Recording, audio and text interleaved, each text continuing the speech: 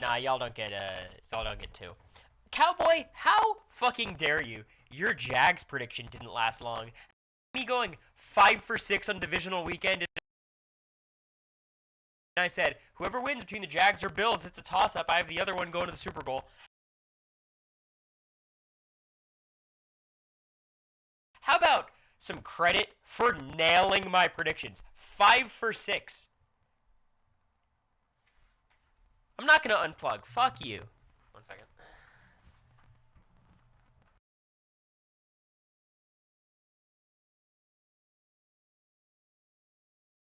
I crushed. Predicted the upset, predicted the Niners over the Eagles. Are you kidding me? Dodged the trendy upset picks. It was pretty good. Wasn't perfect, but 5 for 6. That's winning in Vegas. Anywho. Thank you, Will, for the 24 months, Rune for the 25, and Matt for the 25. I appreciate you. Well, we have a Matt ranked today. It's possible. Stop shit-talking Burrow. I think Burrow's great. Just, can't stand the field.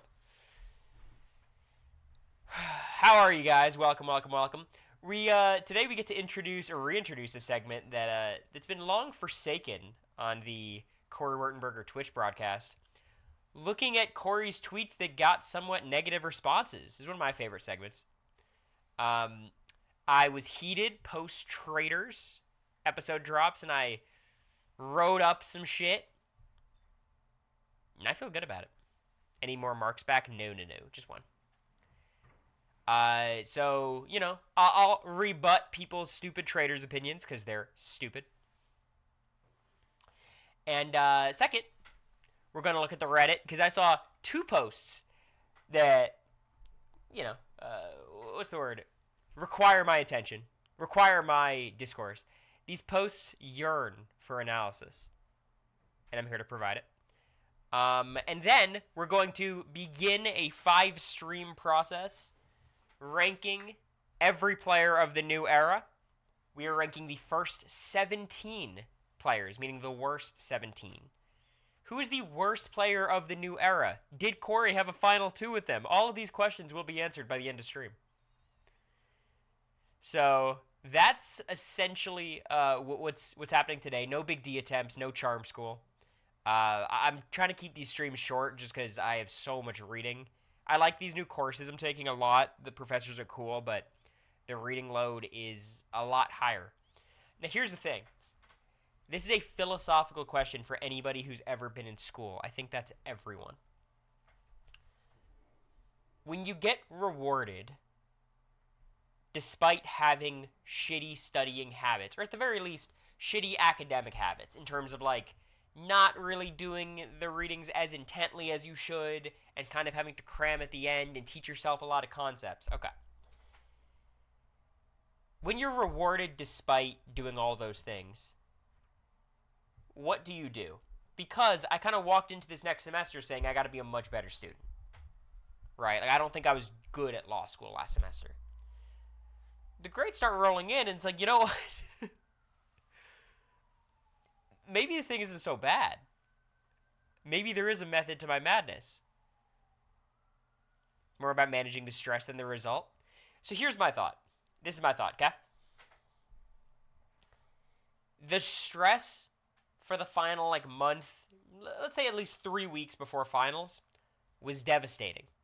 Devastating. Now, the stress for the previous 3 months before that was probably significantly lesser than that of my peers who were locked into every reading, and when they wouldn't understand something, they'd go to office hours. You know what I mean? So my stress is more concentrated, but wouldn't you all rather have, a really stressful 3 weeks as opposed to, a genuinely or generally stressful 4 months? Chat, what do you think? Keep doing what you're doing. It's going to be okay. That's what I wanted to hear. Thank you, Cowboy. I'm glad we have unanimous advice in the chat. Maybe in undergrad, but not for law school. Here's the thing. I'm in law school. Because you seemed miserable. Based on what? You don't see enough of me. By what metric was I miserable? I was, so ding ding ding, but I would like to know your evidence. See, I'm a lawyer. Where's the evidence? What's up? What's up, hey bub? You got this? All right. Sure. Well, you talked about it. I got lawyered once again. You're right. Anonymous, thanks for gifting A-Dog, who's snooping in the chat, apparently. Just lurking. Kind of disrespectful that she's not subbed already. I'm surprised she's not subbed just for the fact of, I know she doesn't have, like, ad blocker or anything, and I assume she would just want to avoid ads. Liz, thank you for the 2 years. I appreciate you. Based off your month-long Twitch hiatus. You don't think that was just because I was over it? I'm just doing it for the money? I wish. It obviously is partially for the money, but mostly for the love of the game. Because here's the thing, Twitch is like weird because it is much more monetizable than a lot of other forms of content. However, the monetization is super unoptimal. Like Amazon gets a lot of the money, obviously. Whereas if you go on Patreon or TikTok's pretty bad too. Like the bigger platforms generally have worse splits for creators. I'm not complaining. I like Twitch. I've gotten pretty good at it. What's up, Chappelle? Chappelle, quick question before you head out. Today I'm doing my player rankings. All of the new era starts season 23. One question. Who's the worst player of the new era? Your insight will be taken into account. It'll weigh heavily on my conscience.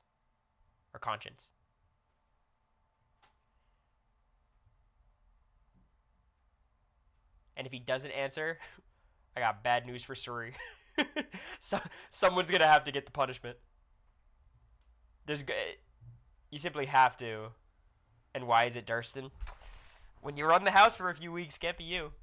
Wasn't there a guy named Daniel or something in Zach season? He's thinking of Daniel Strunk from Survivor. I'm talking Big Brother, but Daniel Strunk is a funny call. That's one of the most legendary strays of all time.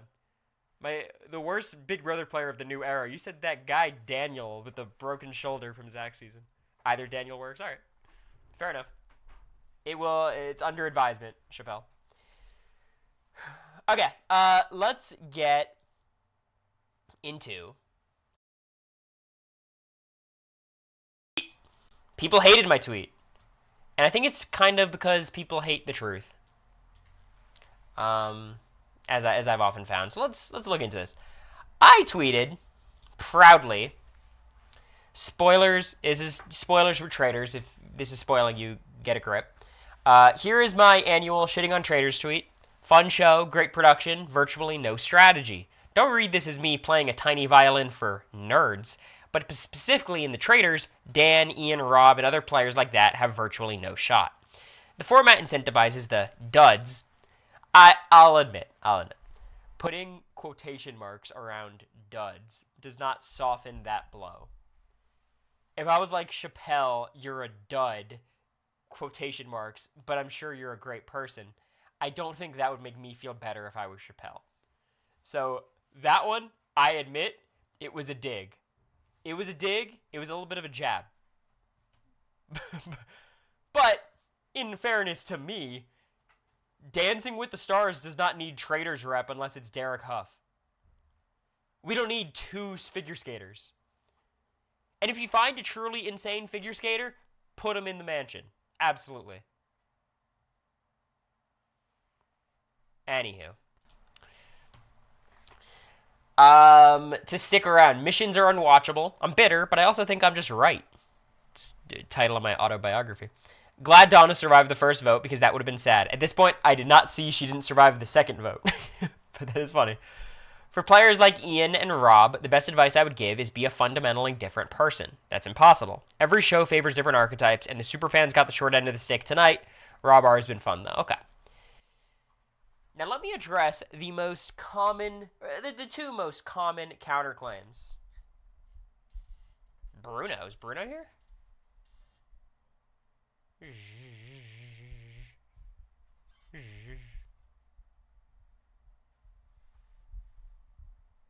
talking about sets. I was like, it wouldn't be that shocking for Bruno BB Ken, 5 to be in the chat. I've been in his chat. I think he's been in here before. Anywho, the biggest criticism I received, and I think this is the most fair criticism. Cory, Jesus, take a chill pill. The Traitors is not meant to be a game of social strategy. It's a fun soap opera with your favorite reality TV personalities. I get that.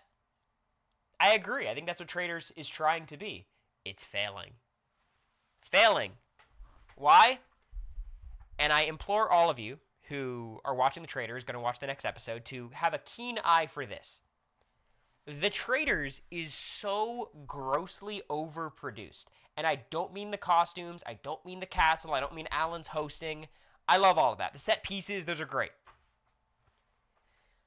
The conversations you see between two people in the Traitors Castle is like so beyond spliced and cut, and it's like a 2-second soundbite and then a 3-second soundbite and music blaring the whole time and then confessionals interwoven.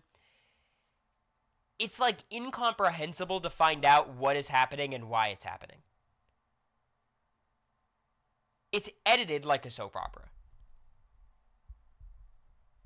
Every show is overproduced? Absolutely not. Love Island is not overproduced at all.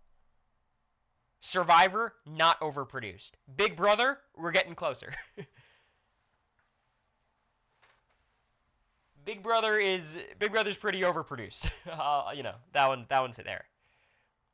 But Traitors, I think, crosses like an even further boundary. Because at least Big Brother has the excuse of like, okay, the episode is on Sunday and they're showing things that happened on Friday. Like, you're kind of, Love Island's figured it out, but Big Brother hasn't. I'm taking the assignment more seriously all of a sudden. It's a very serious assignment. I had to push aside my law school assignments to finish this assignment. The other part.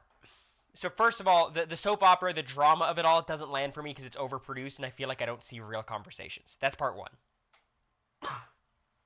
Part two, the drama is kind of meaningless because the subject matter, the backdrop to all the drama, is a silly game of Mafia. So if I've got Phaedra yelling at Dan Giesling, it's like, oh my god, this is amazing. What a fan fiction. It's not about the shit that I want to hear Phaedra talk shit about. Like, why Real Housewives is so fun is they talk shit on the most, like, personal, gritty, fucked up level. And when it's like, no, you're a traitor. You expose me as a traitor? How dare you?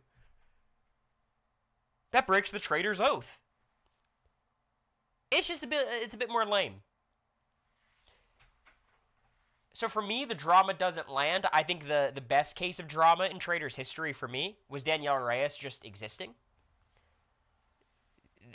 It was just captivating to watch. It was almost like a one-person carry job for that season. So I'm not saying Traitors can't be good. There's fun moments. Murder in Plain Sight, if they design it well. The Parvati Chalice was a good moment. Like, the show has potential to be fine.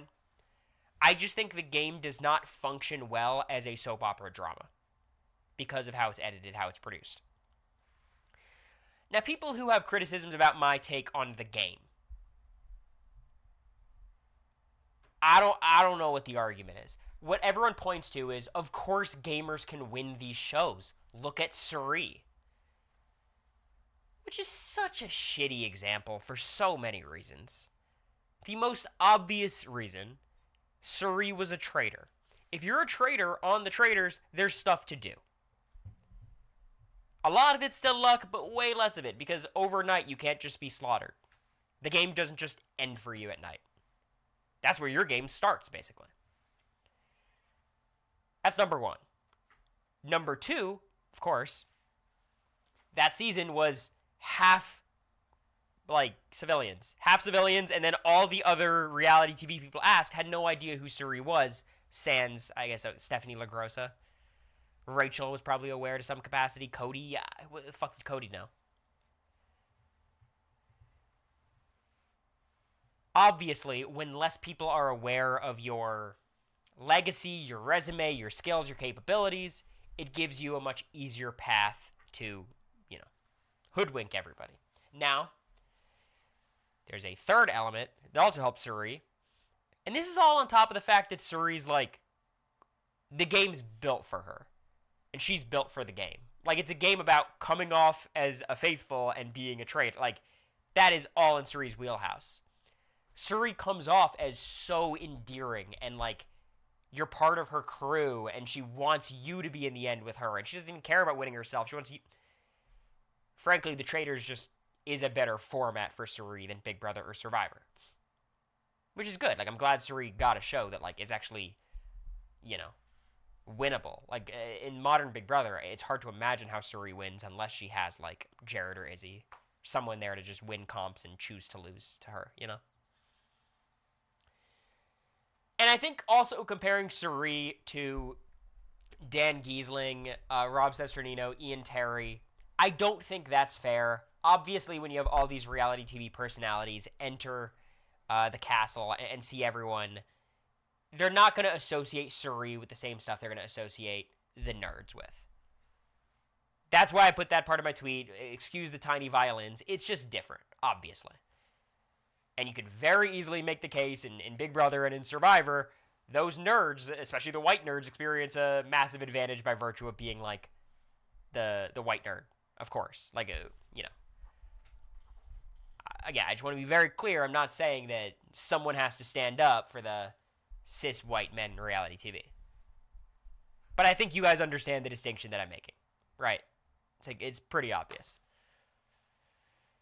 So I just don't think Suri's a valid counterexample. If you want to celebrate Suri for her Traitors win, I'm down. I was so excited when, obviously it was before BB25, when I was at a haircut and it got leaked who won, and I was reading it. I was pumped up. It was awesome. So if you want to credit anyone for what they do on Traitors, I'm happy. If you want to say Rob R., what a menace. He's awesome. I'm down. Okay.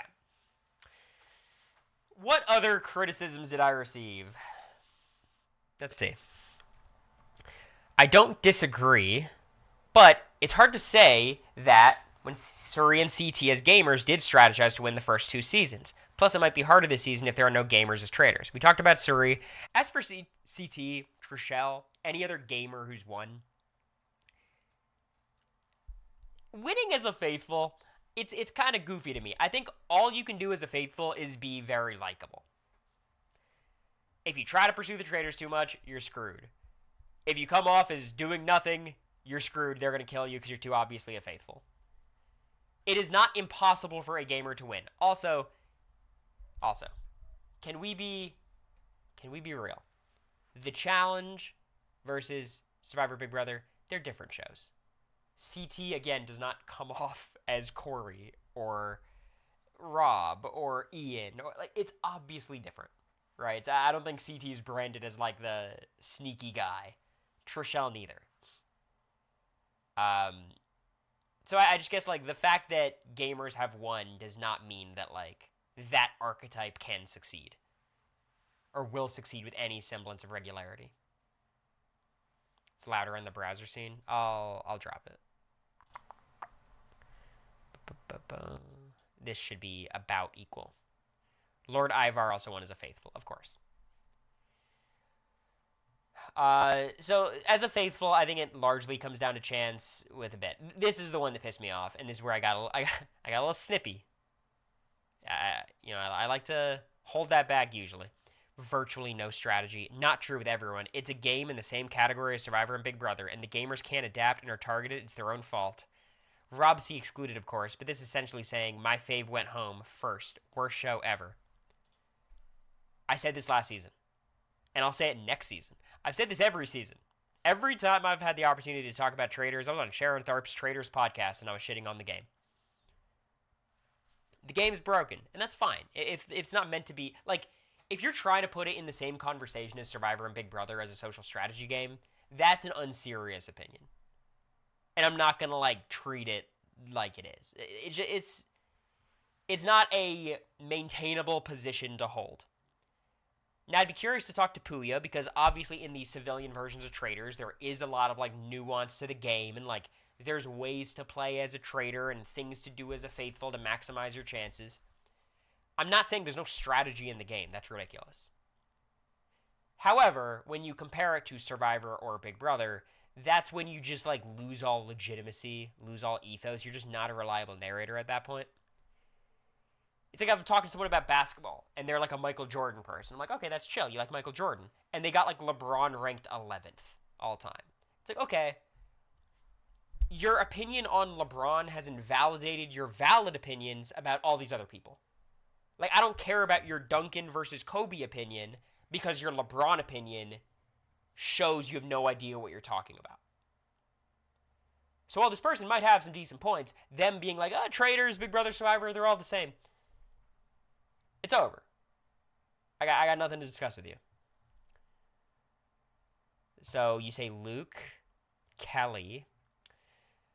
All right. Well, Chappelle, you might be on the right track. you might be doing pretty well. I think it's time to start completely deciding traders by random draw. Can I tell you what they should do? And I feel like this is such an obvious solution, obvious fix. They should randomize traders' draws.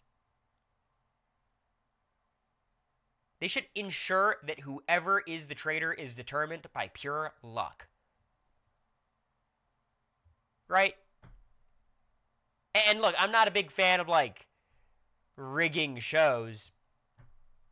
I think they should rig the show. I think they should tell everyone, traders, for the first time, it's a twist this season, are being selected by random draw. And then they just pick their traders. So there's no metagaming. And you can only do that once, I understand. Figure it out. The other solution, maybe this is a hot take too, only cast people who you'd be comfortable being selected as traders. The reason why they select the traders is because they're like, this person better not be a trader or we're cooked. That's not good. Which I think is an indictment on casting. Like, everyone should be either a viable faithful or a traitor. Not meaning they'd be good as both, but they'd be interesting and good casting. I mean, the way they pick currently is rigging. That's not rigging. That's just selection. I'm saying lie. Like, lie to the competitors, even the audience. I don't care.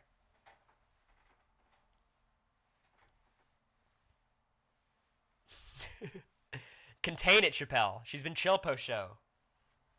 I think. I don't know. I haven't met her. Seems good. In what world could Dan and Parvati both be traders and both get to the end? It's a tough route. Don't get me wrong. Oh, I get heated every time someone brings up, Dan bringing up Phaedra. Y'all, it's an individual game. We don't have to go into it. You guys know my thoughts. Anyways, feels like this is a much bigger issue in the U.S. version of the show, given the nature of casting known entities. Will be interesting to see if the trend carries over to civilian series. See, Chappelle, I don't quite understand the appeal of traders with civilians. I don't know. Again, people like it. I understand it could be good. You know, I'm not here to... Here's the truth about reality TV. If you have a good enough cast, the format doesn't matter.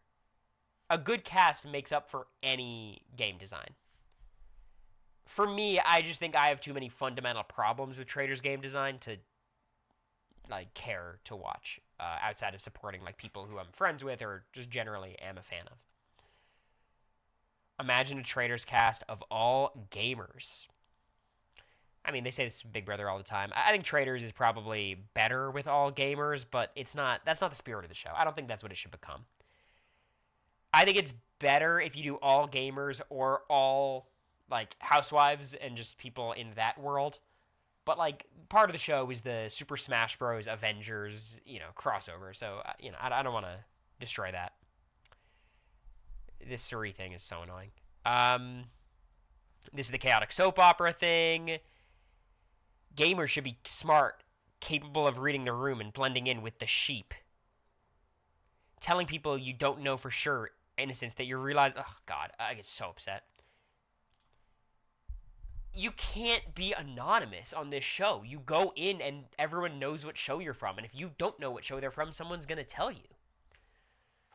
Like, there's no, like, Rob Sesternino cannot play a different character. He is who he is. And it seems from everything we've seen, he was, like, very social, well-liked. People were upset he was killed. Ian didn't seem to do anything wrong.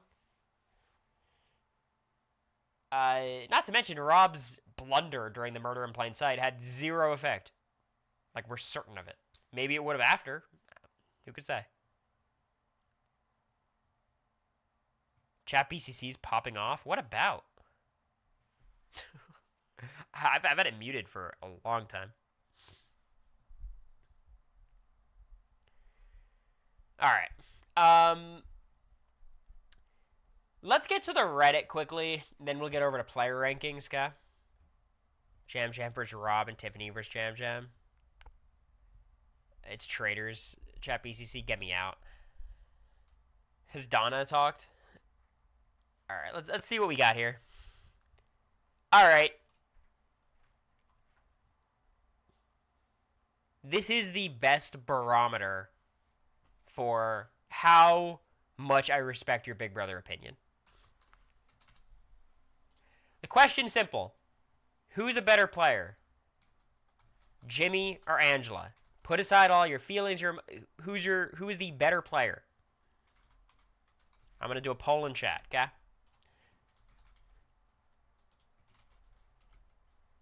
I'm not going to give my take until we, until you all have a moment to respond.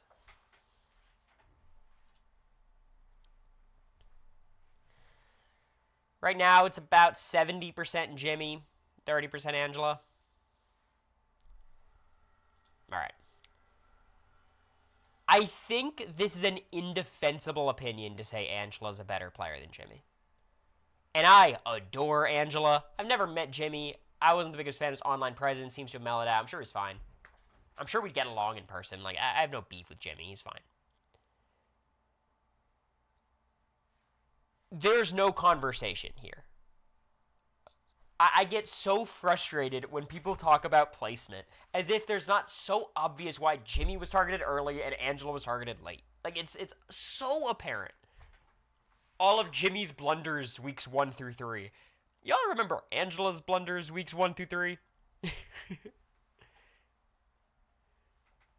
Like, Angela's week 1 was game destroying. Jimmy's week 1 was like, oh, he's a 7 out of 10 player. And then everyone turning on him, we were like, that's the worst move of all time. I think Jimmy's an underrated player. I don't think he's perfect, but I think he was one of the better players in that house. Not one of the best, one of the better. Angela is, like, good at competitions. She has a good strategic mind in the sense of, like, she knows what the game is. She kind of knows who to target. But the paranoia, the Karenoia, if you want to call it, and that's not calling her a Karen. That's a Karen BB Can reference. It's just it's an absurd opinion to think that Angela is a better player than Jimmy. Simulate Big Brother 1,000 times. I think Jimmy's winning by like a multiplicity of like 6 or 7. Ooh, 6, 7. Someone clip this and send it to Jimmy. Jimmy played horribly. Too hard, too fast. I believe you have a prompt. A quick question. How did Angela play weeks 1? Let's just say week 1. How about day 1 through 3? If that's the concern, playing too hard, too fast. Is Karen a better player than Angela? I would take Angela over Karen, I think. I think Angela's comp ability... I think Angela, like, maybe could win a season. All placement means is it shows, like... we got more time to see them play. Additionally, if I think you're likely to place well in every season, someone like Angela's tough. Bowie Jane, she'll get to the end game every time. Big Brother's kind of a random game. She could just win a season. She ends up next to Felicia. She ends up next to someone with a bitter jury. Like, if you put yourself in the end game enough times, I think that is valuable. If I think you're reliably gonna get there, I don't think Angela's that, because obviously why she's amazing TV is, like, she'll go out and say shit, you know?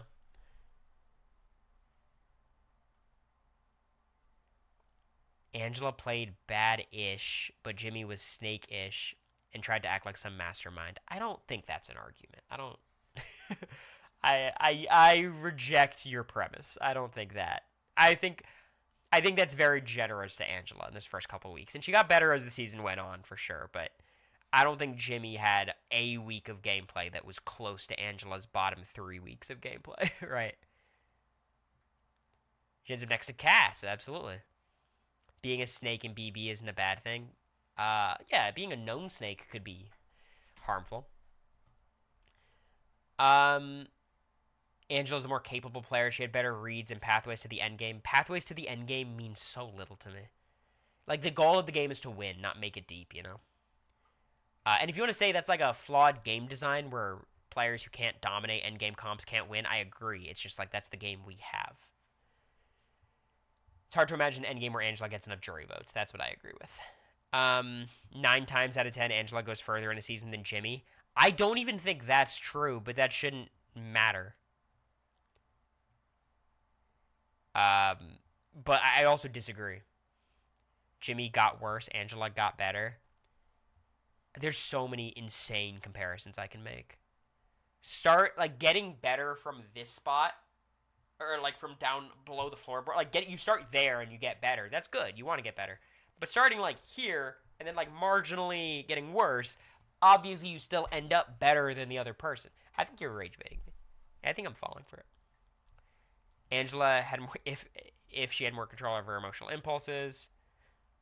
It's who you are, right? Like, I would hate if Angela, you know, stopped doing that. Like, you know, that's why Angela's great. As first-time players, probably Angela. Jimmy played a better. I think Jimmy played a better game than Angela. Like, I think it's twofold. Like, who is a better player if you play 100 seasons, and who played the better game the first time? I think the answer is the same. I agree. I think her win equity was gone in week 1. And just because outside of the house, a lot of people created like a fan fiction where she could have the jury's respect, we know from the jury that wasn't the case. She could not win. There was like, vitriol's the wrong word, but like resentment. And I think it was like, again, I love Angela.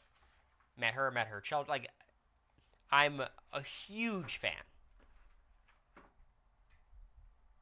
But that resentment was pretty earned from how she was in the house, right? Like, she was a menace. It was awesome. I mean, this just does it. Angela lasted longer, so I would give it to her. At least that logic tracks. I could understand that. If you're just saying, you know, 13 is worse than 6th, I'm with you. Let's talk about Quinn for a second, then we'll get on to the rankings. I wasn't able to figure out why Quinn is such a consistently HOH. I assume there's some negative adjective here. Looking back on BB26, Quinn has always had some idea what he should be doing. During week 7, he says he got to get rid of Chelsea and Cam. So we see that Quinn can simultaneously view 2 major threats, and as a duo decide not to target them.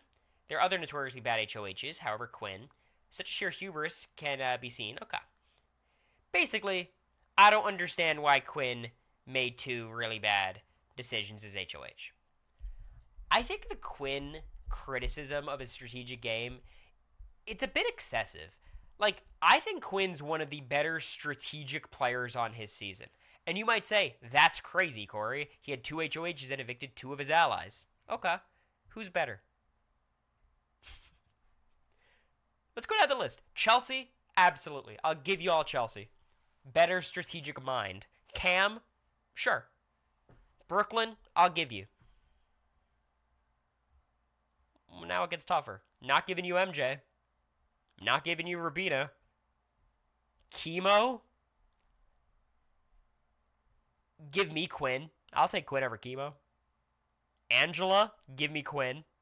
Leah? I don't know. Maybe it's close.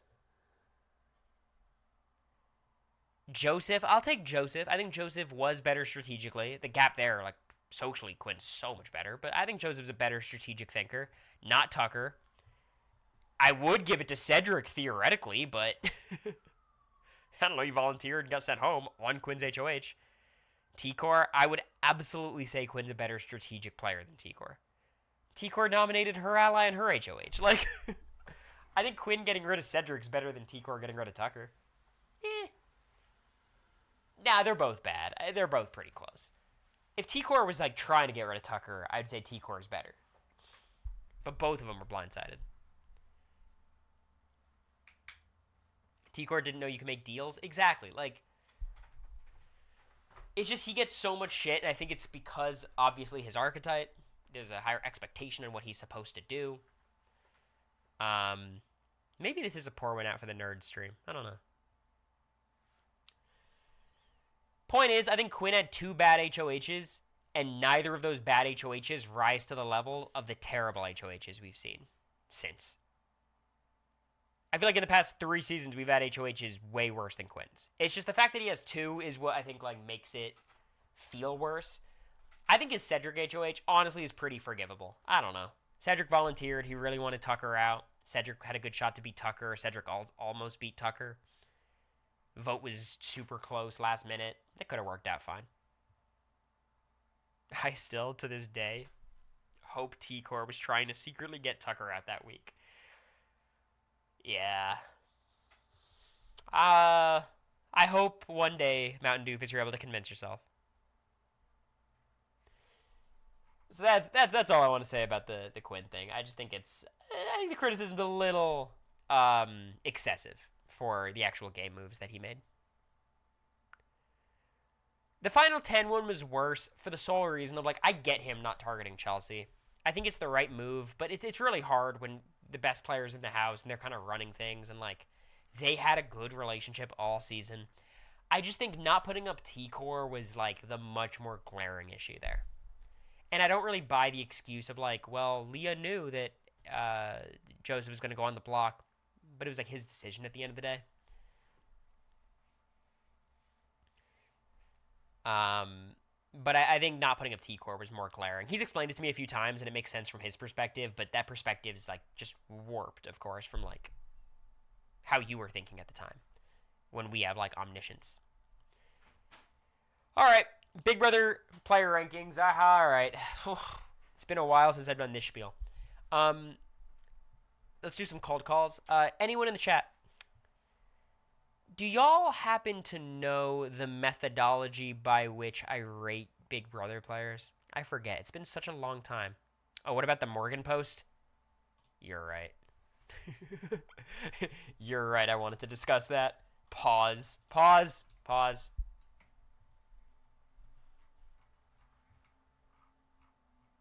Yeah, Rich Tapestry. Hold it for a second. Hold it for a second. Let's talk about Morgan for a second. Because I think Morgan is a fascinating player. When was it posted? Was this posted like a week ago? Here it is. 4 days ago. Morgan Pope is an infuriatingly flawed player. Maybe the most overrated player of the new era. My opinions constantly fluctuated so much that I even made a post critiquing her ability and her path to the end after she and Mickey made the historically bad move targeting Jimmy. Of course, Mickey or Morgan by circumstance, skill, comp out. Morgan's early game is characterized. It's a long post.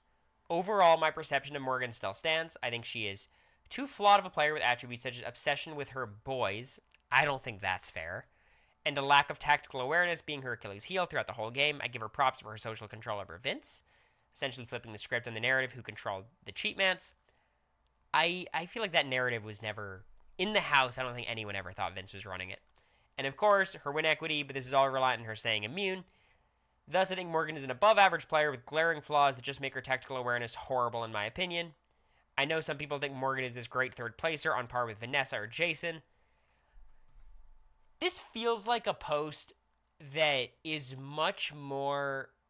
It's much like... It seems much meaner than it is. Like, the way they're super critical of the game, obviously I would take offense to it if I was Morgan. But the take at the end of the day is like, she's an above-average player with flaws, and she's not on the level of Vanessa or Jason Guy. Which is just true. Like, Vanessa's a legend of the game. I think Morgan is legendary in her own right for kind of similar reasons, other different reasons as well. But, like, she's not on that tier of player. And if someone's claiming that, I disagree. Right? Like, so, again, I think this is a situation where, like, people saying Morgan is the 6th best player of all time sets up other people to degrade her and drag down her game.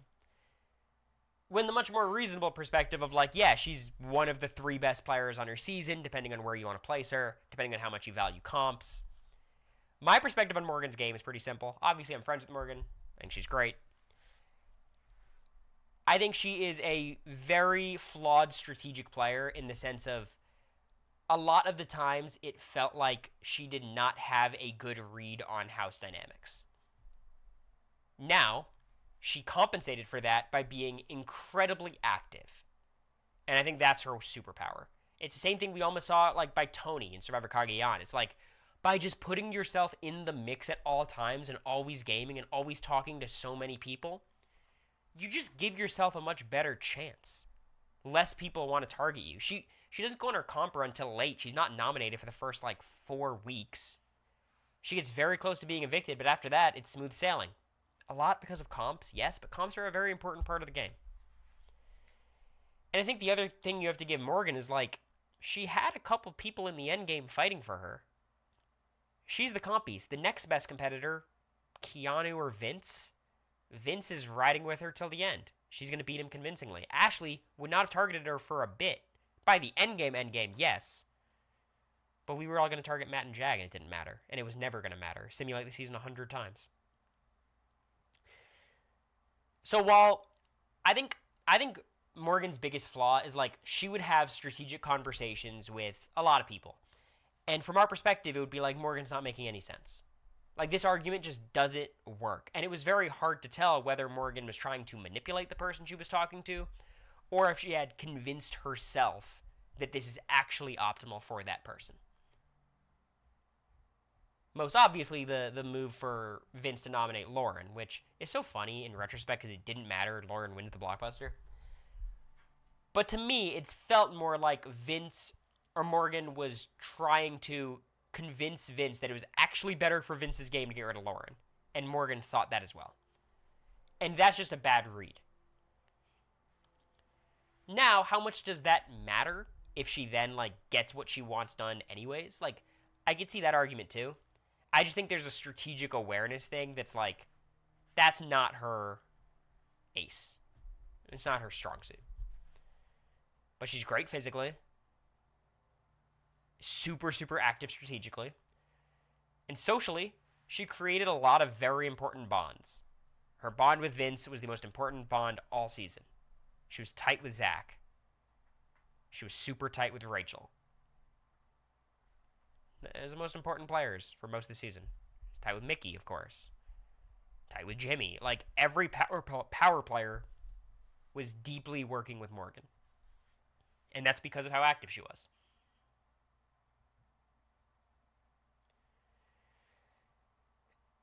I think it's that simple. She's flawed, of course. I just think it's find me a Big Brother player who's not. We're ranking the bottom 17 players of the new era. Shocker, Morgan, not in that ranking. No, she's not bottom 17. All right. Anywho, it's my little Morgan spiel. Live scene. Here we go. We're using a rich tapestry to rank the Big Brother players. That means combining a myriad of factors. Those factors including your social game, your strategic game, your competition ability, jury prospects, your actual game itself, how I would project your game, the circumstances in which you were evicted, what you did as HOH, what you did as a nominee, vibes. It's pretty simple. Let me guess, you want to rank yourself really high? I think I'm pretty, fair about myself. I said I was 4th best on my own season. I think I rank myself basically where consensus ranks me. And no, I'm not bottom 17. And yes, I am ranking myself, because it's an incomplete project if I don't. My mom says my hair looks good, and she likes the shirt. Thank you, Mom. Feel free to say it in chat next time, so everyone can see. All right. Any predictions for number 82, the worst player in Big Brother history? Well, I think he could be the worst player in Big Brother history. But definitely of the new era.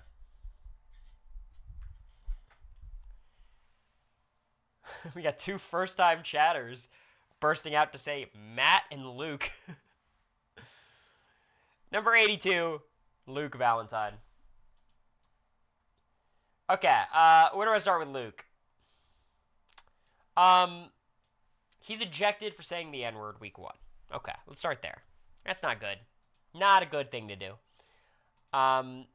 Putting aside that, which I always find a funny thing, putting aside the racism, right?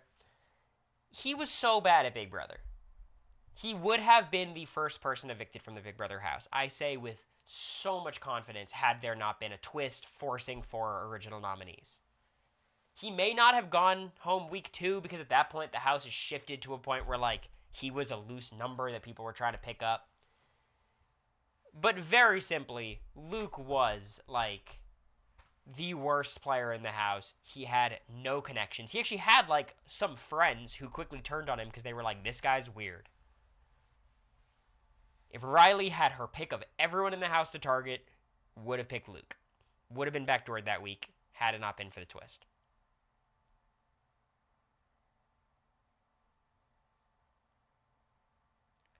You good, Weedy? I feel like you're in thin ice. Let me just say that much. I don't think there's anything redeeming about Luke. Comp ability you think would be kind of okay, but like we didn't see it. I'm not gonna give him credit. He was not good socially. He was just kind of off-putting to everyone. He had never seen an episode of Big Brother. I think he gets evicted in the first week or 2. Basically every... Yeah, all right. Weedy, it's been a good run. It's been a good run. So let's move on to number 81. Any predictions? We've already had 1 ejection, not just from the chat, but from the game. Do you think the 81st ranked Big Brother player is also an ejection? Who could say? Weedy baits Quinn too. I'll go into Quinn's chat and ban him too.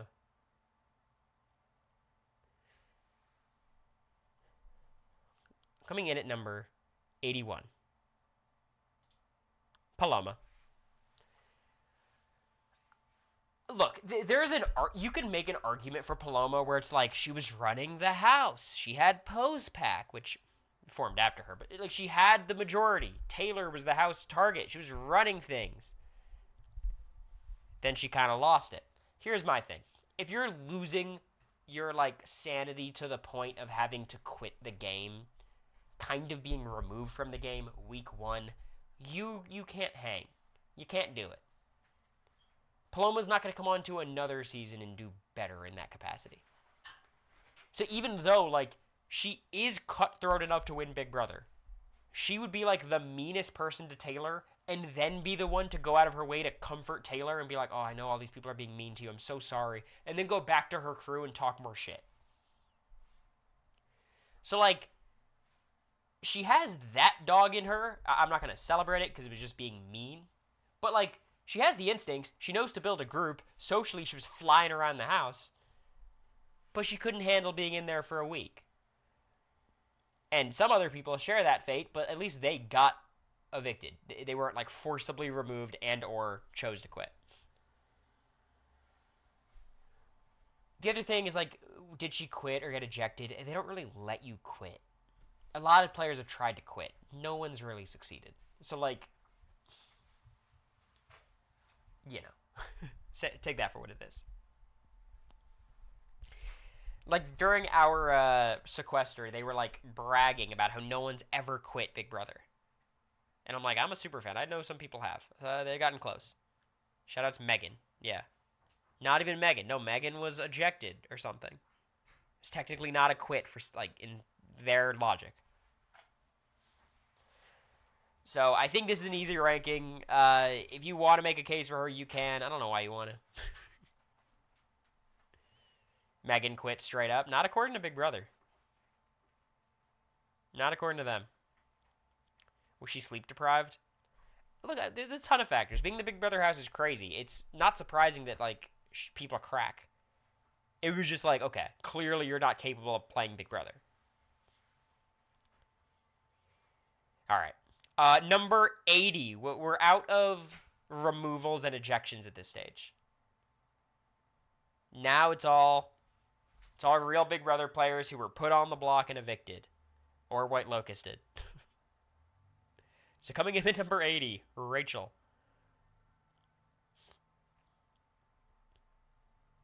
Okay, let's just get out ahead of this. Y'all are not gonna see Daniel for a while. He's a menace, 100%. One of my least favorite Big Brother players ever. There's a lot of players much worse than him, like much worse. So I'm just warning you, so we don't just do this every time. Number 80 is, in my opinion, incredibly obvious. I'm shocked that no one has said this yet. Guys, Kenny Kelly. Guys, y'all forget? Kenny, third voted out of season 26. 0 HOHs. Got close to that first HOH, in which case he said the game's going to be totally different. He won a veto to kind of save himself, I guess. Seemed pretty good at comps. Nominated 3 times in his 3 weeks in the house. Tried to quit every week. Essentially did quit by the end. He wanted to quit like day 4, and he never rebounded. A lot of players want to quit at one point. Suri had a week where she wanted to quit. Rachel had a week where she wanted, you know. People have their moments. It's hard in there. Kenny genuinely wanted to quit the whole time. Socially, he did not have much going for him. His closest ally, Matt Hardiman, who was on the block with him, Matt didn't really care for Kenny that much. MJ didn't care for Kenny, even though they were on the same side of the house. He had a bond with Cedric, I guess. But, Cedric didn't care about Kenny. Strategically, he knows the game a little bit. He understands the mechanisms, which is more than you could say for a lot of house guests. But it never translates to anything. He was adversarial with Brooklyn because he was so paranoid about a women's alliance that never existed. They were kind of trying to make it exist, but, come on. Tried to bond with Quinn, sure. I just think Kenny is a player. There's just no redeeming qualities outside of comp ability, which is valuable. But comp ability does not override how desperately you're trying to quit the game every week. Didn't Tucker like him? I don't know. I mean, they're buds now. But in the house, I didn't see anything meaningful between the two. He was never in the game. He can never be considered as a real ally because he was not reliable in the context of staying in the game. He didn't want to. Kenny would come alive anytime he won a comp, yeah.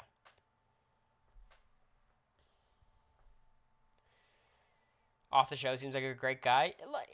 Look, wanting to quit Big Brother, I think it's lame. Doesn't make you a bad person. He's been very nice every time we've hung out. Cool dude. Wife is super great, too. Okay. Let's get on to number 79. This is where I really had to start making decisions. The first 3 were default picks for me.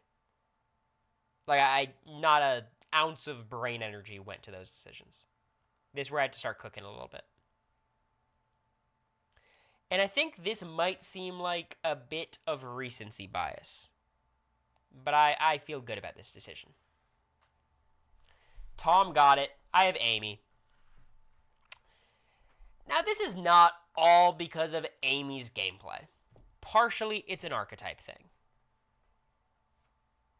Being the mom in her 40s who's not good at competitions, that just hurts. When all these players who I'm going to talk about today are very bad at Big Brother. Or at the very least, bad. But some of these other people, you can bank on them just winning a veto or 2, going on a comp run, getting in a show. There's paths to winning. The Big Brother format is just not good for Amy.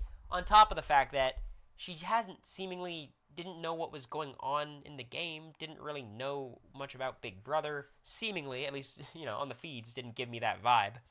Her closest ally, Rachel, she's shit-talking around every corner, blaming Rachel for her position when Rachel is the only one desperately trying to save Amy. She's on the block twice. She's only there for 2 weeks. There's a great chance she gets evicted week 1, had a blockbuster worked out differently. She has allies, but those allies don't care about her because Amy doesn't give them anything meaningful. She ends up going on Jimmy's HOH. There's just nothing good about Amy's game, and there's no reason for me to believe that Amy could succeed in a future season. Here's what Amy has going for her. She's not like an annoying personality. She seems like a normal person. So could she theoretically get jury votes?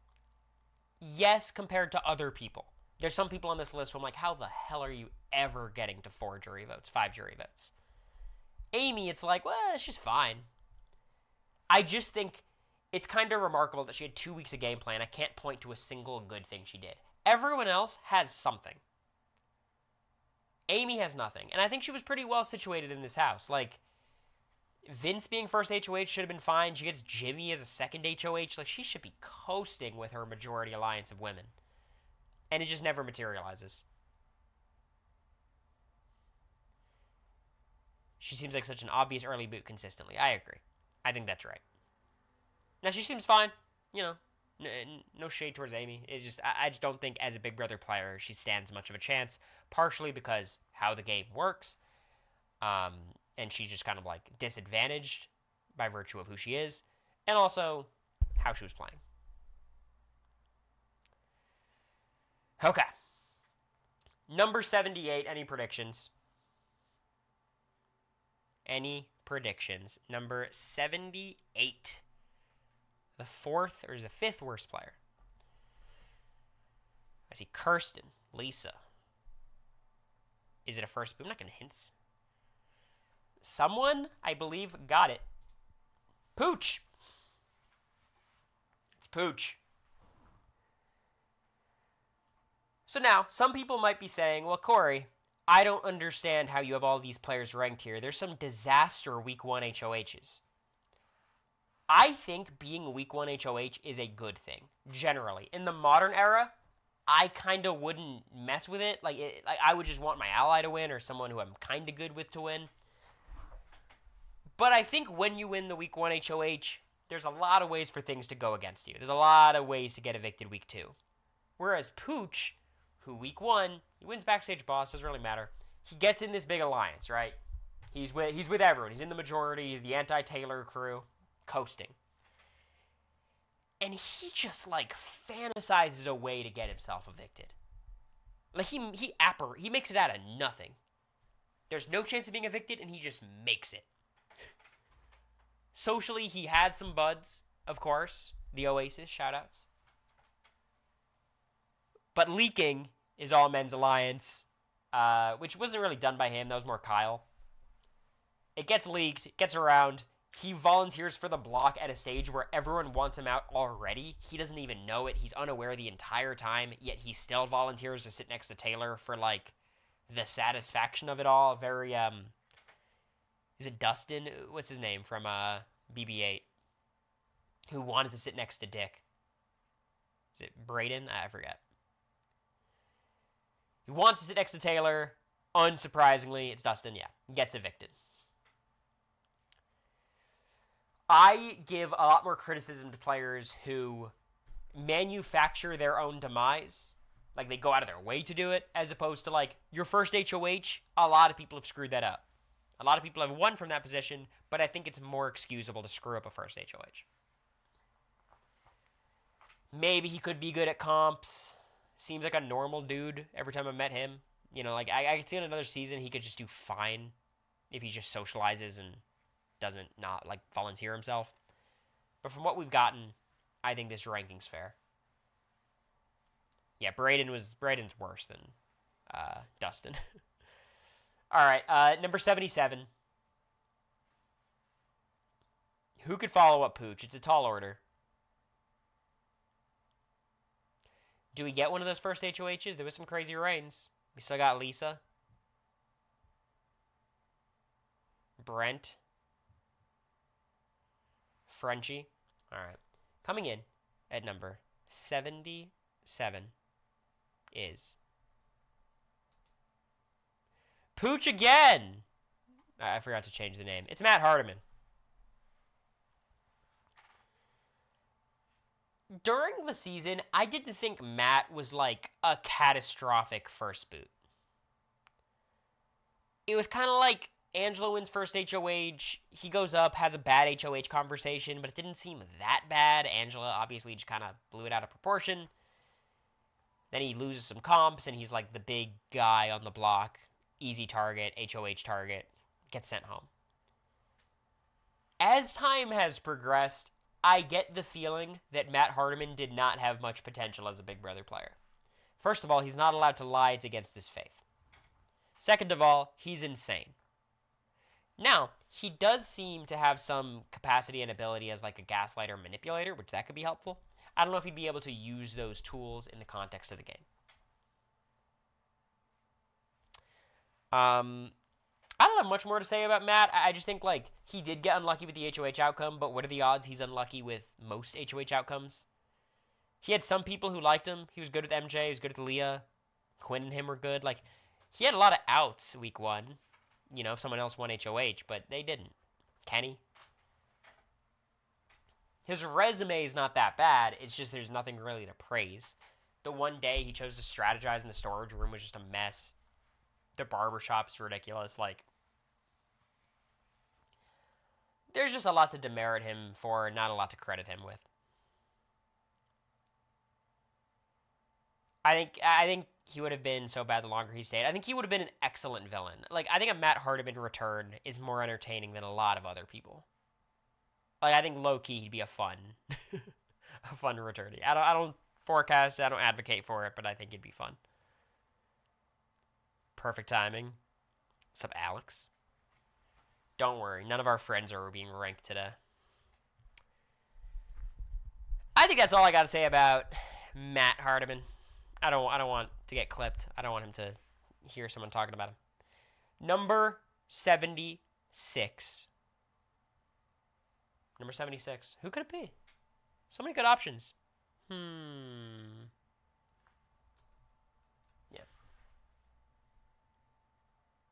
Pooch 3. It's possible. Lisa. Frenchie.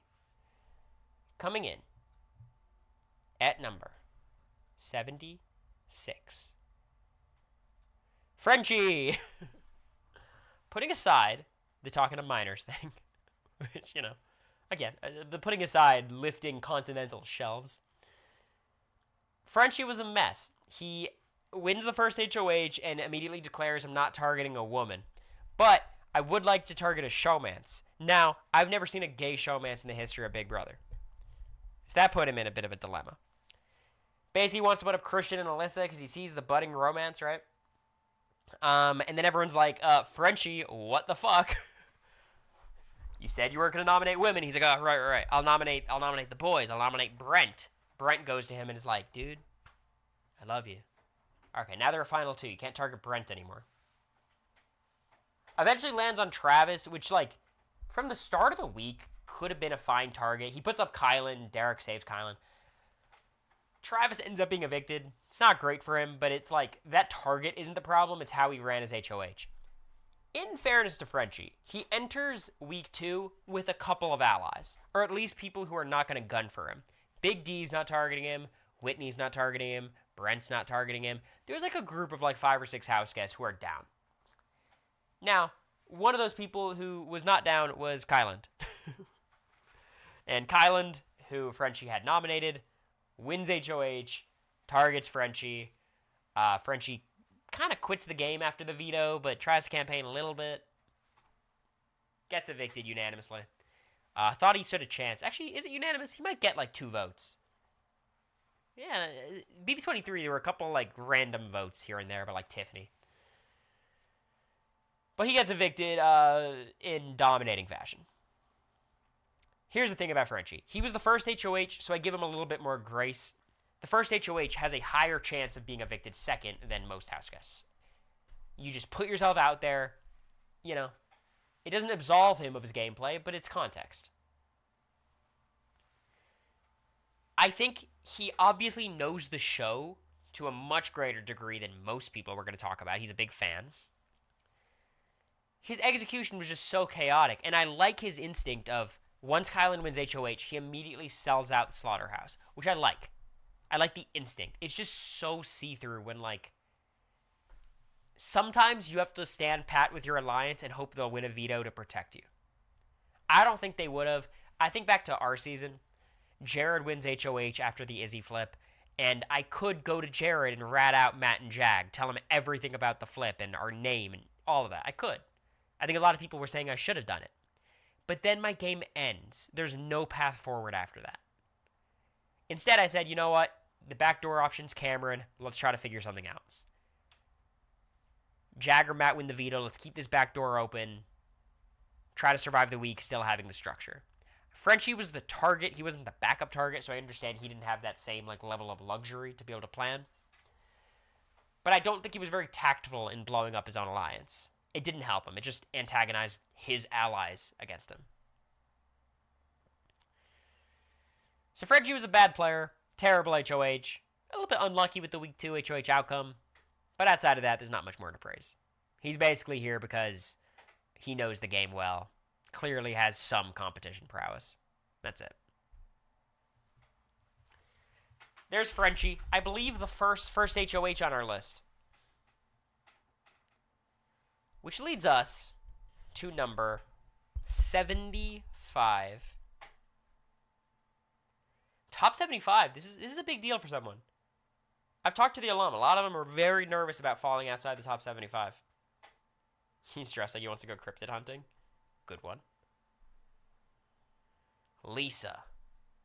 Kirsten. Jerry keeps saying Kristen, which is funny to me. Zay. Heisem. Daniel. Brent. Coming in at number 75 is Lisa. My opinion of Lisa as a player has actually fallen over the years, which is kind of weird because, like, obviously it's not like I've gotten more data. She didn't go in beast games. Like, I just think as time's gone on, it's become more clear to me that Lisa is amazing casting, much better casting than I thought, and a worse player. I didn't realize how disruptive she was in that house. like she is quirked up. She's a character. The glitter was kind of all I really remembered her for on the feed. She didn't play a huge role in my view. She was not on Beast Games, though. But apparently she's just kind of built different. She wanted to sage the house. You know? No one got along with her. She's on the block against Angela, and people unanimously decide Lisa has to go. That's not a good look. They decide they want to keep Kenny over her. Like, it's just very clear she had never seen an episode of Big Brother before. Comp-wise, she got a veto. So there's something there. But you wouldn't expect her to be able to, like, run the table or anything or go on a comp run. She's there for 2 weeks, gets nominated twice. Her only real ally is, like, Leah, kind of. But even that is pretty weak. She's kind of working with Quinn, but, like, Quinn's obviously got so much else going on at that point. She gets in a fight with Angela where she comes off much better, and they're still choosing Angela over her. Tucker hates her for no reason. I don't really blame her for that, but, you know, it happened. It's not good to have one-sided vendettas against you. Yeah, when she stood up and interrupted him, I guess that's what she did. So, I think, in general, Lisa's a player who very rarely has a chance of winning Big Brother. Maybe she could, like, do a Caitlyn Herman thing of, like, just kind of be there for a while. Sam Bledsoe, just weasel her way towards the end and lose. But it feels almost impossible for Lisa to win a season. The credit I'll give her, she seems incredibly likable. I've never met Lisa. Everyone who has says she's great. Just super fun, social, you know. And that could go a long way in a house that just vibes with you more. I think BB26 had too little energy for Lisa. I think she would have been much more successful in 27. 25 would have been rough for her, but maybe 23, you know. I think there's other casts that would have appreciated Lisa more. Okay. That's about all I got to say about Lisa. How about 74? Maybe if she was on a season with everyone featured in today's presentation. That's interesting. Who would my winner pick be in that world? Let me think about it. 74. Was it 74? 25 would have eaten her alive. Yeah, it would have been bad. It would have been bad. She would have gotten like the Bowie treatment, but worse. Coming in at number 74 is Brent. This stance is so funny to me. All right, let's talk about Brent. Brent has one thing to prop him up for. He did a Cory Wurtenberger, or I guess I did a Brent. He talked himself off the block week 1. Frenchie's HOH. He has every intention to nominate Brent. Brent goes into the HOH room, sweet talks Frenchie, ends up with a final 2 with Frenchie, gets himself saved that week. That's great. You love to see that. Now, he makes no headway in the game outside of that, of course. Frenchie goes next week, but after that, he's the consensus house target. He has no idea. He's making kind of misogynistic comments, being very arrogant, have a lot of bravado, not aware that he's on the bottom, thinks he's running things. Kind of just irritates everybody. Becomes a consensus house target week 3. That's really all she wrote. He still believed in the slaughterhouse. He was just weeks behind, and it was only week 3. It's kind of hard to be that far behind. I think Brent could do, like, okay on a different season if he was, like, BB16, just the bros broing out. But BB23 was not that, and we haven't had a season like that since.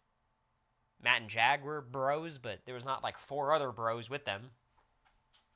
I think that's what Brent needs to succeed. Yeah, exactly, Matt and Doofus. It was just odd. There's a lot of odd behavior, odd comments, and I think that's really what led to him having no shot, right? Like, he was just the target. Unless he won a comp, he was going home. And even still, when he's put on the block, he doesn't believe that he's a pawn like Kyland is saying. That's not Kyland. Who's the week 3 HOH? It's Xavier, right? I think it's Xavier. I don't know. I think Xavier tells him he's a pawn. He just doesn't believe it. But he still thinks he has the votes to stay and gets blindsided regardless. So, like, I'm not going to give him credit for sniffing that one out. Like he was right about one read, wrong about the other, so he'll get sent home to his surprise. So Brent's at 74. I don't think there's much to prop him up for, but I think he's less egregiously bad than the people below him. 73. 73. We're approaching the end of today's list. I'm getting kind of emotional about that. We're not that close. We still have, like, a little under half.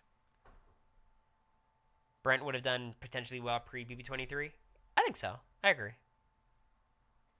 Travis, Indy, Kelly, Jorgensen. Let's see. Who do we have? Kelly! We take a big jump. I think before this, the best placement was 14th? Yeah, 14th was the best placement. And then we get Kelly, who's 7th. Okay, where do I start with Kelly? So, it feels weird placing Kelly here because we saw so much Kelly. She should have been evicted weeks 1, 2, or 3. And she was saved by the grace of new twists popping up. Her getting further into the game is not a result of, like, okay, she weaseled her way out of spots, or, like, she had allies who wanted to keep her. Like, she won blockbusters. She was good at them. Week 1, Vince's HOH. They're apparently like a final 2, at least from Kelly's perspective. Vince is, you know Vince is. Kelly is, like, begging to be nominated. Eventually, she, like, is like, actually, maybe not. By that point, it's too late. She gets nominated. She is probably the target week 1. She probably stays against Zay, but definitely goes home against Amy, and it felt very unlikely that Amy would win the blockbuster, so it was like a 50-50. Does Kelly go home week 1? On Vince's HOH. Week 2, again, volunteers. Even if she didn't volunteer, she was an obvious nomination for Jimmy. She ends up winning the power in that veto competition, or it's the... You guys know what I mean. She wins the power to get herself a chance to win the veto. She ends up winning that veto, so that's her veto win. Keanu was probably the target, but, like, he won the veto, so she would have been the next target, and if neither of them won the veto, he probably would have won the blockbuster. Point is, Kelly was probably going to be evicted week 2, if not for her twist. Week 3, she's also going to be evicted. But she wins the blockbuster, resulting in Adrian being evicted. Then she stabilizes a little bit. A little bit. The best part of Kelly's game is towards the end game. She gets 7th. By like the final 7, it was like Kelly could kind of reach the end. Kelly had Ava and Lauren as allies, and they were kind of all going to stick together. And she had a decent shot at winning competitions against those players. Like, it felt like there was a path for her to get into the end game. But she had no shot at getting the votes. Like, everyone was like, oh, God, I would never vote for Keanu. He's so annoying. I mean, if he's next to Kelly, I guess. Like, that's where Kelly was at jury management. Now, everyone loves her. She's very charming in her interview. She seems great postseason. Like, it's not a testament to her character, but as a player, what we saw, social game was one of the worst we've ever seen. But she had some friends. Catherine liked her. Lauren liked her, of course. Keanu liked her. Another thing I gotta discredit her for is, like, her and Keanu are on the bottom the whole time, and she just keeps selling him out for no reason. It doesn't help her at all. Like, there were times during the season where it felt like Kelly could have gotten something together. Not that she had to orchestrate her alliance. It was just like, just don't rat out your friends, and she just couldn't do it. She was an instigator, right? The other thing is, like, she was this instigator, but she never really was able to instigate anything because no one listened to what Kelly would say. Most of the instigating that Kelly would do would just end up people, like, confronting Kelly and then Kelly crying.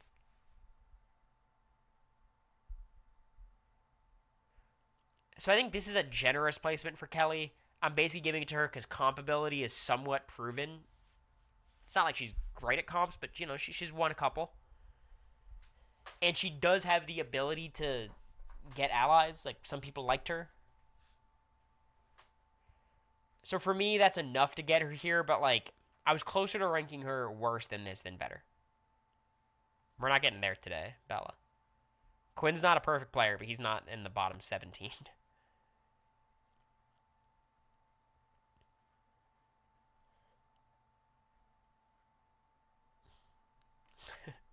All right, number 72. Number 72.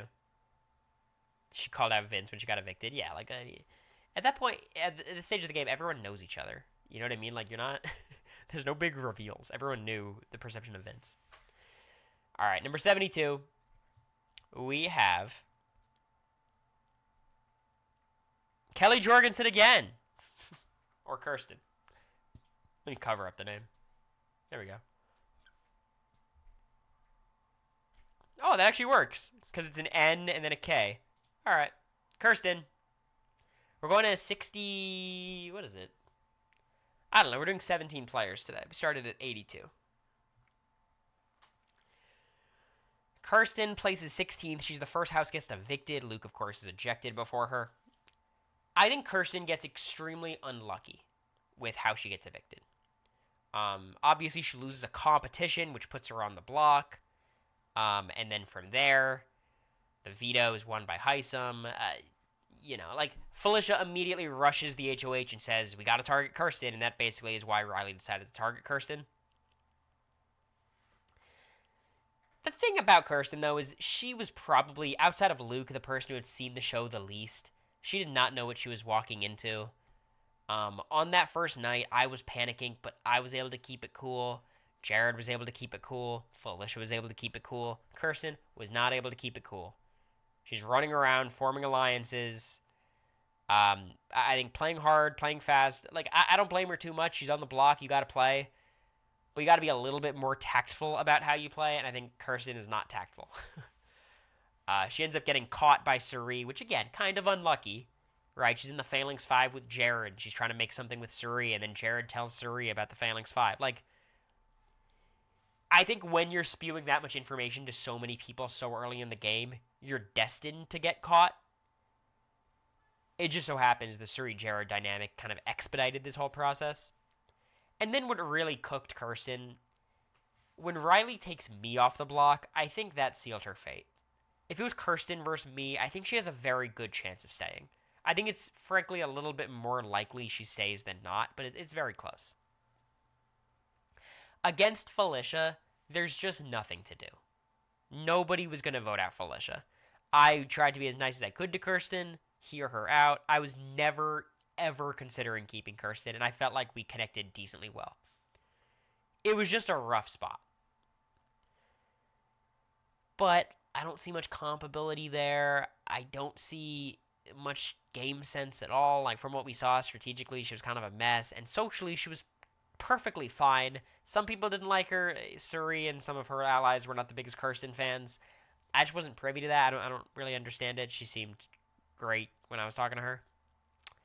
But really, it's like, what praise is there to give Kirsten as a player? It's like, she got unlucky. She got unlucky, and I think she made her position slightly worse as well. What's the status between you two now? I haven't talked to her since... We texted a bit when we were in Houston, America and I, to meet up, but it didn't materialize. I'd love to hang out with Kirsten. But I did meet her. Like, I knew her for 9 days 2.5 years ago, you know? Like, I can tell you there's negative beef between me and Kirsten. But I can't say there's much of a relationship there. If first week noms were decided normally, I think it would have been Kirsten and Luke.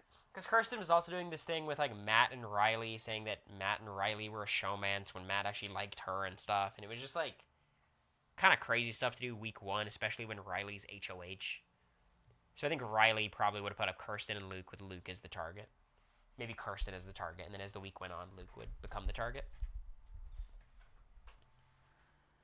I think they should have canceled her eviction, in which case I think she could have stuck around for a while. Like, there's no reason she would have gone home week 2. I think that probably would have been someone like...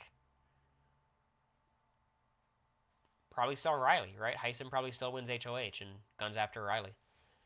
And then from then, we're targeting Heisem. So, like, she could have had a path to get, you know, decently far in the game. It's just, we didn't see it. People beg for her to be on the challenge.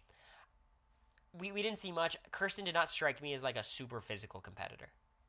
She ends up losing, like, the strength thing, which, like, she's competing against Heisem and Matt. I get that. She also loses to Blue by a good margin. Blue's a good competitor. She's strong, but, like, there's no indicator that she's, like, you know, she's obviously in good shape. But beyond that, like, Ashley was in good shape too. It doesn't mean Ashley would, like, do super well in the challenge, you know. All right, number 71, predictions. Who do we got?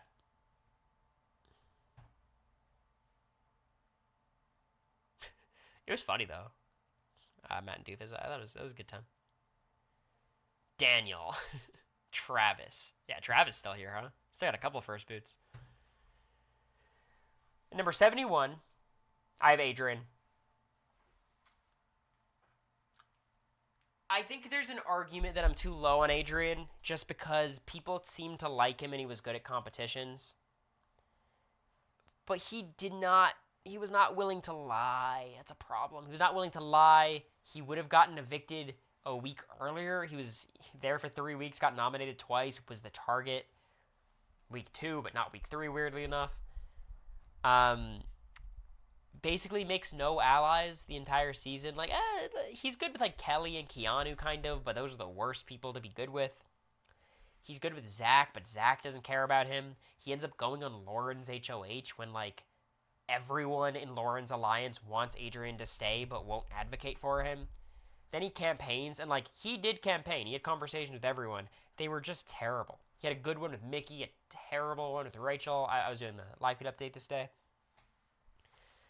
He's just a super fan who seemingly has not seen the show, who's good at comps but won't lie, who socially just seems pretty introverted. People liked him a lot, but, like, didn't care about his position in the game at all. Like, he wasn't valuable to anybody. And I think for all those reasons, this feels about right to me. I think he's slightly better because people wanted to work with him. Why didn't they? I guess that's my next question. Like, why didn't he have allies then? People wanted to work with him. Because he kind of, like, pushed people away by virtue of, like, his philosophy on the game and just not being socially super active. His pregame interviews are legendary, though. I agree, Jerry. I mean, Brianna, he just wasn't a super fan, right? Like, have people like? Here's, I guess, what I'll say. How many seasons of Big Brother do you think Adrian has watched?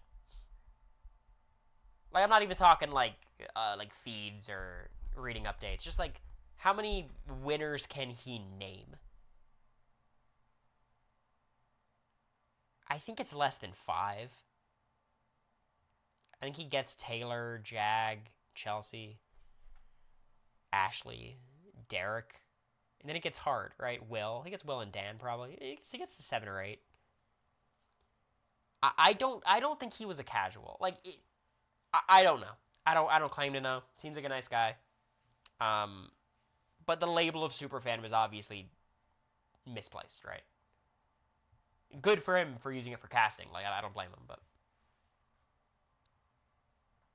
like, Lauren was exponentially more of a fan than Adrian. Like, exponentially. So was it goes without saying, Quinn, Joseph, myself, America, Izzy, like. But I will say, if he made it, like, he won that blockbuster, made it a couple more weeks, he has a shot at AFP, him or Keanu. The show is pushing it. He is Spencer from Survivor, but Spencer was good. That could be the worst comparison of all time. That could be the worst one I've seen. All right, number 70. Let's just do it. I got Riley. Shoutouts. The Nash villains, huh? I think Riley.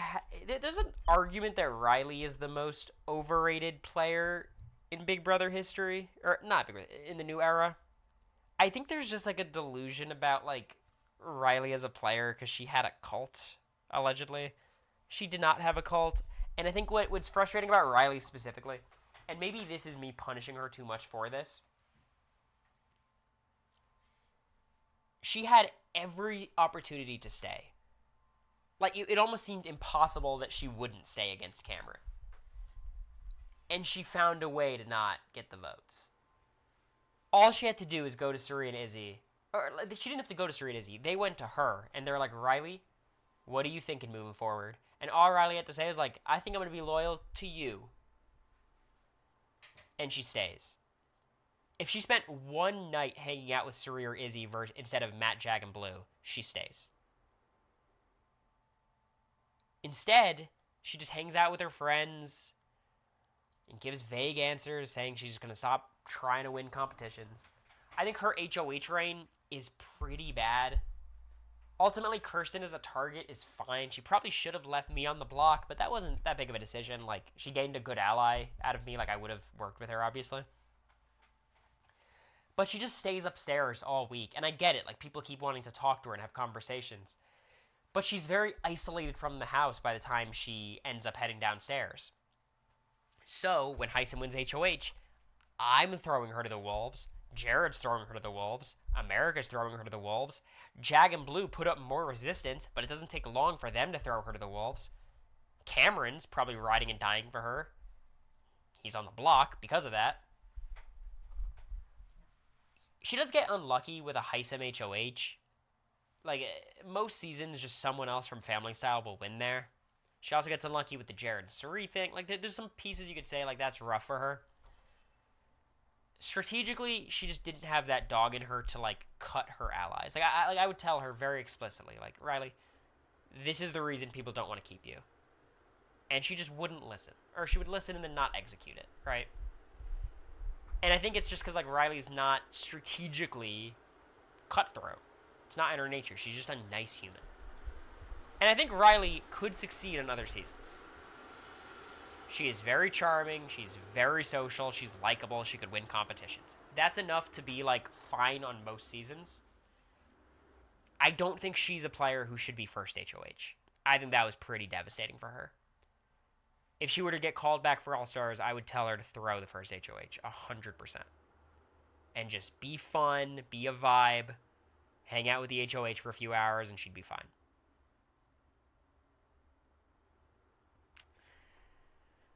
I just think when people talk about her cult, there was no cult. Blue was cutting her.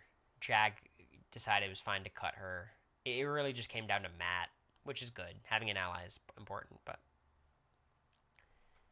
That cult did not exist. And in terms of competitions, like, she did win that balance beam comp, which is good, and I assume she'd be good at other stuff, but, like, I don't think she would have been a comp beast necessarily. In the one, like, mental, physical combination comp she did pretty poorly.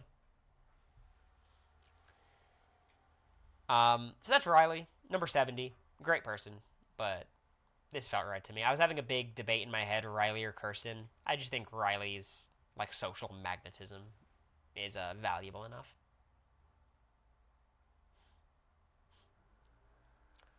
Cameron also wrecked her mental. Yeah, I mean, in fairness, like, we all saw through Cameron's bullshit, even in Family Style, and Riley didn't. I'm not trying to victim blame. She's not a victim. You know what I mean? Like, I think you guys get what I'm trying to say. Like, but that is kind of an issue, that she was able to be manipulated by Cameron when no one else was manipulated by Cameron the entire season. Right.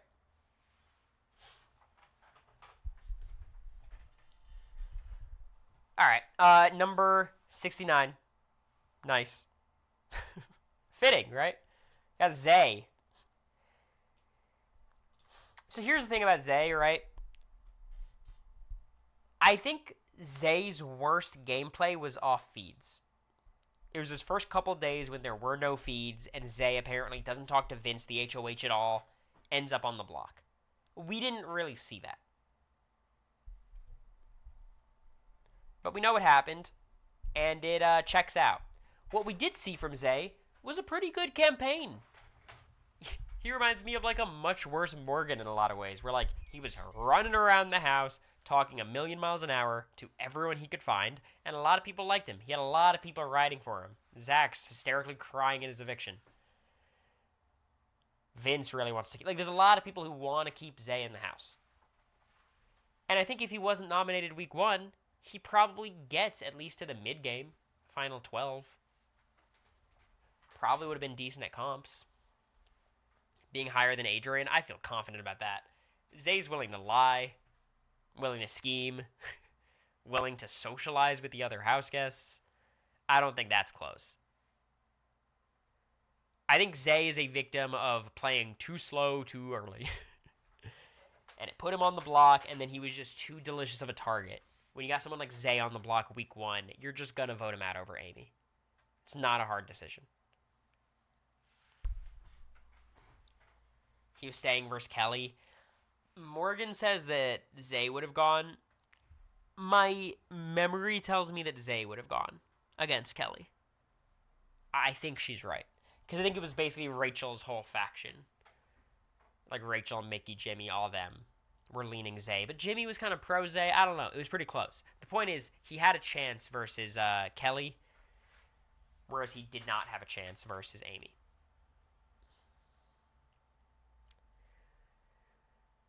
There's not much to talk about with Zay. I just think he was, like, competent strategically, competent socially, seemingly would have been good at comps, but, like, you just didn't see it because he had a bad first 3 days. He did play chess. That's true. So it might seem ridiculous to have Zay over all these other players. I just think the 1 week of Zay gameplay I saw was better than the however many weeks I saw from everyone else. And I think Zay was less responsible for his own eviction than a lot of the other people were. The stuff with Rachel is strange. Rachel is a great TV character because she gets in beefs with people. Targeting the vet is a bad move week 1, but, like, it's a decent instinct, you know?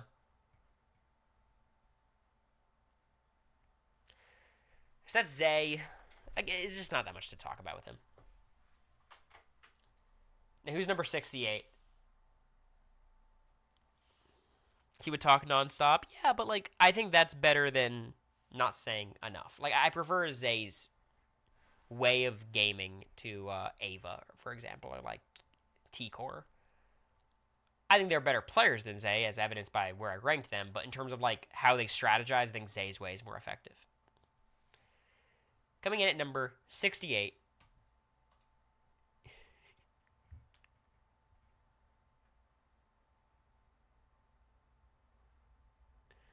Thunder, good work.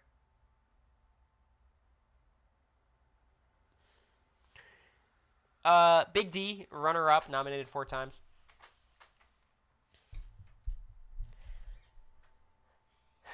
I think what Big D has going for him is he understands the game. He's willing to lie. You know, he's a player. I think if he came back, he'd actually do a lot better, in fairness. Especially because he's gotten into really good shape. The issue with Big D is just like,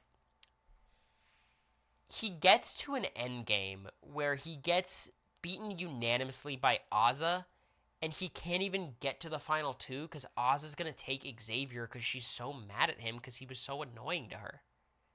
He was just kind of mean to a lot of people in the house. Pissed off all of his allies. Anyone who was not his ally thought he was doing nothing. Anyone who was his ally thought he was doing nothing. I'll give him credit for, like, assisting in the formation of the cookout, but the same thing I'd say about Enzo is, like, forming the alliance doesn't mean nearly as much as, like, making the alliance succeed, and I don't think Big D was a reason the alliance succeeded outside of being, like, a non-willing pawn.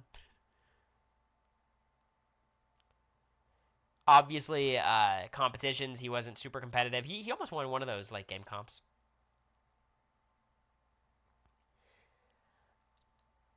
I just think it's such an indictment that you get to the final three with X and Ozza, and, like, you can't get a jury vote against either of them, and Ozza's not even going to bring you. And I don't, like, blame her. You finally just learned what gaslighting means? Good for you, Dad. What did you say?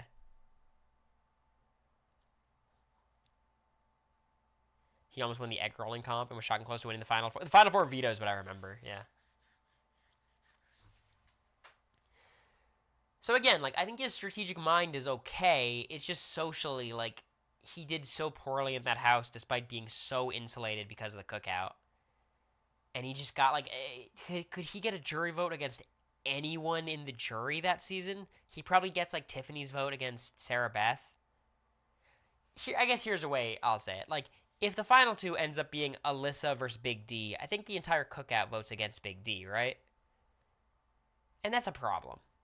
Like, I can't give you credit for, like, making it deep into the game with your alliance if your alliance did not want to bring you deep in the game. It just kind of happened, right?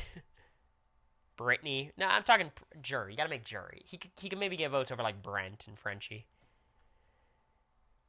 Brittany. Yeah, people didn't respect Brittany. You know, like, maybe he'd get a vote against a couple people.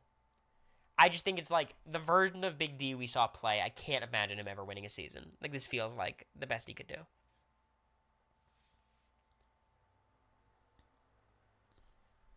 Alyssa could have won. Wake it up. I do think Alyssa beats him. I agree. Yeah.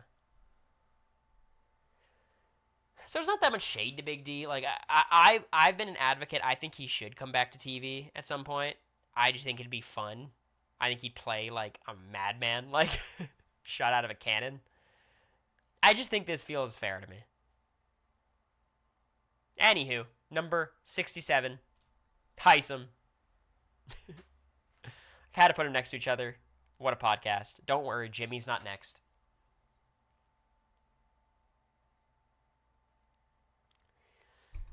Heisem's weird because, like, he has so much stuff that's like, okay,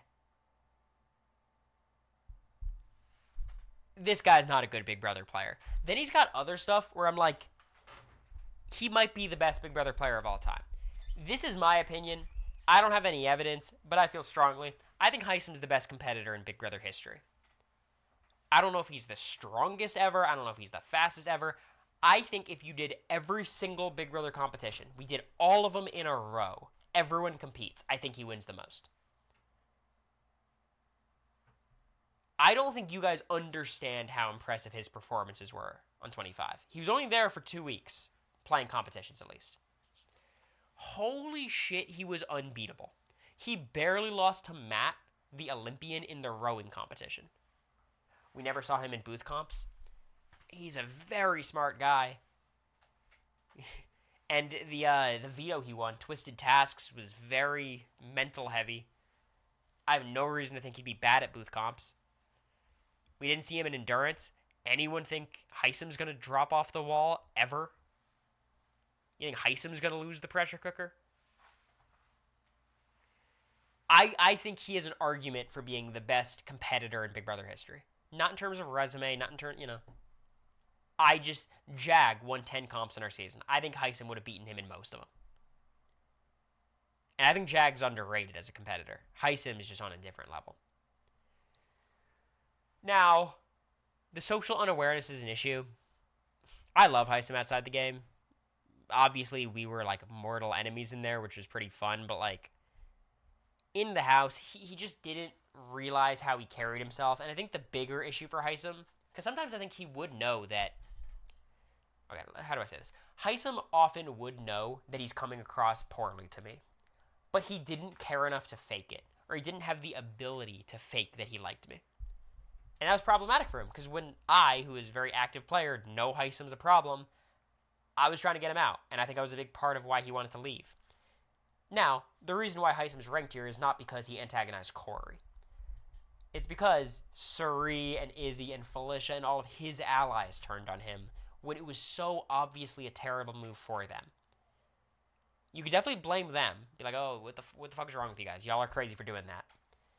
But Heisem made that possible by being Heisem and being very domineering and trying to steer the conversation at all times and saying what his allies can and can't do and forming outside alliances with Jag and Blue when he's telling all of his other allies that he can't make alliances. There's a lot of messiness. Strategically, I think he's pretty solid. I think Riley was a good target for him. I think for him, targeting Riley was better than targeting Cameron. His noms made a certain degree of sense. Really, he should have targeted me. But, you know, that he would have gotten a lot of pushback if he did that. His campaign, once he was backdoored, was very good. The house flipped to save him twice. I had to shut those down. So, like, his campaign was just successful. It didn't pan out, but it was a good campaign. Socially is where he's got his issues. His number one ally, Izzy, turned on him. He goes home on Felicia's HOH. Super close to Suri. She's ultimately the decision maker. Sends him home.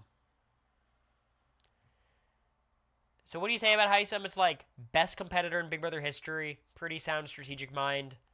Social game is like a mess. Devin Shepard levels, right? So while I think you could argue he's got like one of the worst social games on this list, I think those other two categories, specifically his physical capabilities, I think 67's good. And I believe we have one more player I'm ranking today. One final player. Who is it going to be? Who's it going to be? 65? There might be two more. I got Travis here.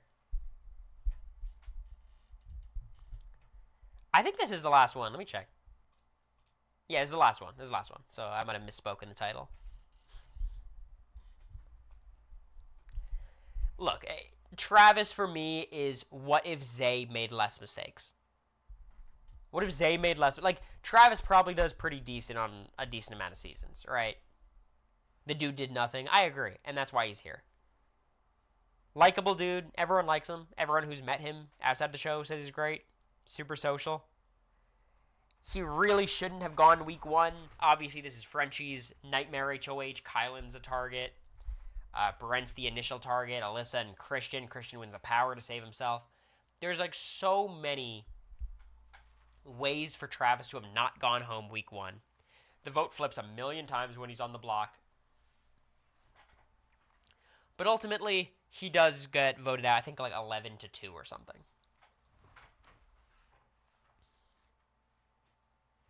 I think he could have stayed over Alyssa. Yeah, he was a very passive player, which I think is his biggest thing against him.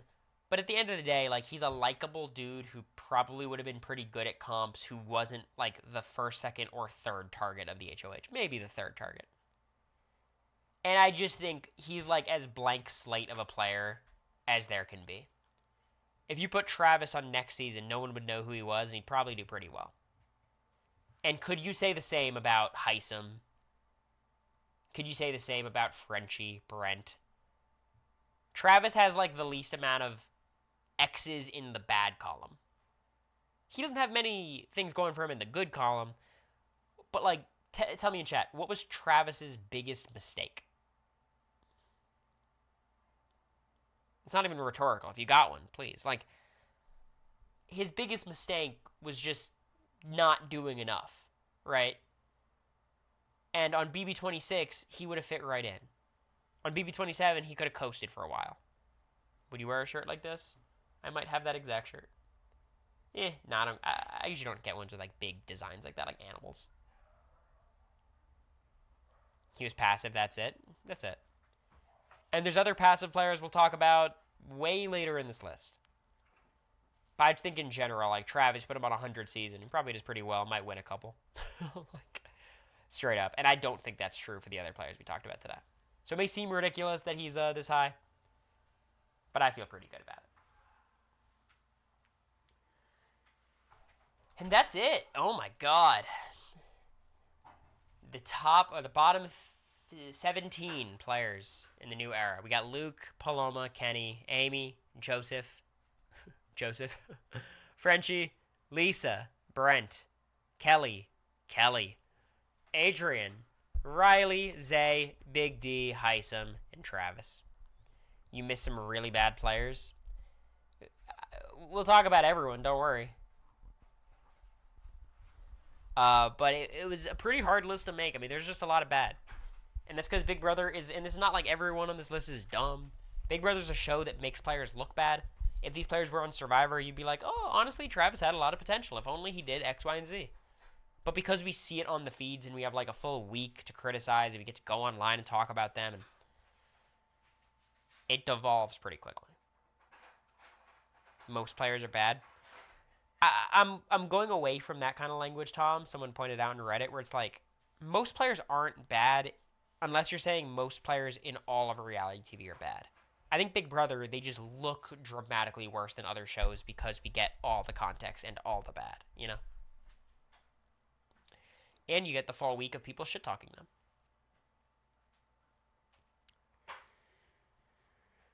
So that'll do it. My throat is giving out. That was an hour and 52 minutes of pure yapping. If y'all are not on the Patreon, we're bringing back the podcast starting next week. The book club is starting up pretty soon as well. We're starting Survivor David vs. Goliath coming up. A lot of exciting stuff on the Patreon. We're kind of back to business as usual. We decided to do the Patreon again, or the podcast again. We kind of ran out of reasons not to. You guys know my reservations about the podcast before. At the end of the day, if we say something we're not comfortable releasing, we'll just edit it out. So, like, I think it's fine. And ultimately, what it really comes down to is, like, if we're going to ask people to pay for a service, which, you know, we're not asking people, but if people are going to pay and we're going to create content, I want to create content that's somewhat worthwhile. I think the rewatches are very fun. I love watching other people watch stuff. But I think it's a little bit soulless to just have rewatch. Like, we're not doing anything. We're just watching other people's work, you know? So I just didn't really want that to be the vibe, you know?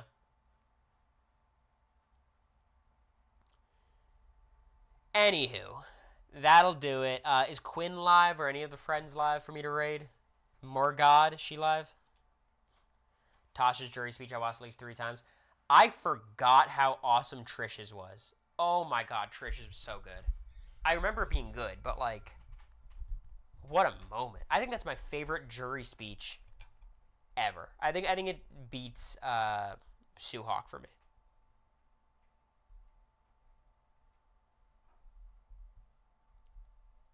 America does know what book it is. She'll probably make a post soon. Chappelle's live. Let's raid Chappelle. What's Chappelle's at? Chappelle Show? Someone post it in chat, please.